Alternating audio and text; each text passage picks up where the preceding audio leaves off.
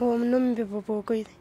عمر مې چې دی یو سال کېږي چې عمر مې دی 6 میاشتې کېږي چې واده کړی مې دی. وخت چې واده نه و نو کاغذان مې ټولول خپل مور سره هم لږ کار مار کوه. مور مې مریض دی دغسې راغلی یم. پلار مې شهید سوی دی. پلار مې چې شهید شو موږ دلته راغلی اوس هلمند کې شهید سوی دی اوس دلته راغلی. مور مې ډېرې قرض وکړ په قرض کې خلک ماوې وړي. څوک یو څوک هم نه لري. دغه مې مشر ورور دی یو څوک هم نه دغه مې مور مجبور وه ډېرې قرض یې کړی مجبور وه چې ما یې ورکول. نو ژړل مې ټول کلک ته مې مجبور ولو. نو څه مو کول قرضاریان داسې مو ټینګ کړی و.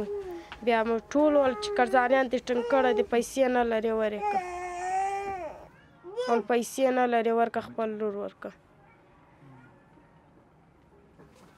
واده مې چې وکړ ژړل مې. اوس 2 میاشتې کېږي د خپل د مېړه کور دلته راغلی یم. داسې راباندې کار ډېر کوي. کار مې هم نه دی لږ زده نه دی دغه دپاره اوس دلته خپل مور سره راغلی. مور مې لږ کار راته ښیي. ژوند مې مخ ته هم دغسې و. تماس سبا ووتم ماپښین د عینونه 50 روپۍ 100 روپۍ 10 روپۍ کبان مې ټولول. دا چې واده مې وکړ په دغه ورځ مې واده و زه ولاړم کباړ ته ولاړم.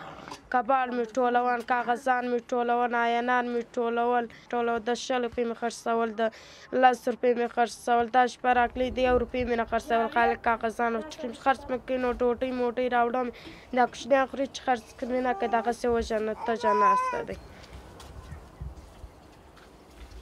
مزدوري کوو د بله چا مزدوري کوو د بله چا کوټې دغه کومان نه پاکوو. 50 روپۍ 100 روپۍ دپاره موږ د بله چا مزدوري کوو. سا لنډي مرض لا لرم. ساه مې چې ډېرې بندېږي. دغه یخ چې کېږي داسې ساه مې بندېږي. تمام ورځ په بستر یم. تمام ورځ جګرخونې کوم او تمام ورځ داسې یم په خدای زړه مې دغسې اور وایم واخیستی.